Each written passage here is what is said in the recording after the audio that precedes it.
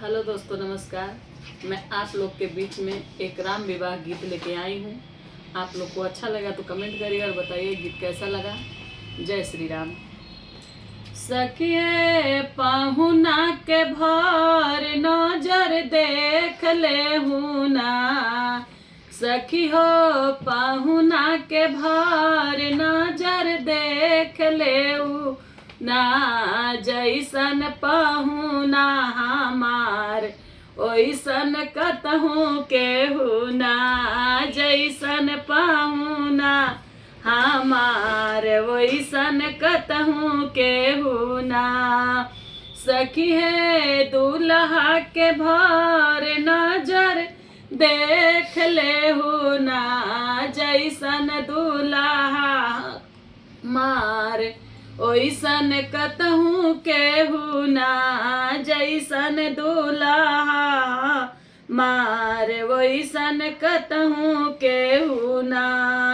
लट घुंघरा ले ऊपर शोभेला मौरिया, लट घुंघरा ले ऊपर सोहेला मौरिया, शोभेला मौरिया हो शोभेला मौरिया।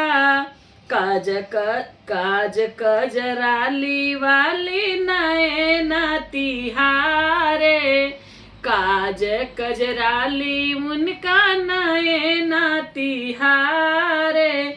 भाले तिलक विशाल सोहेला सखियो, भाले तिलक विशाल सोहेला, जैसन पाहुना हमार वैसन कतहूँ केहू ना, जैसन पाहुना हमार वैसन कतहूँ केहू ना।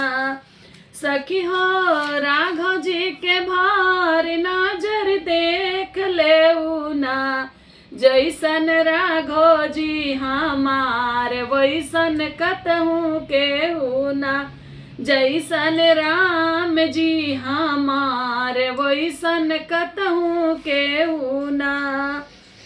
स्वर्ग से सब गुण निमन बाधरतिया हो, स्वर्ग से सुंदर सब गुण निमन बाधरतिया।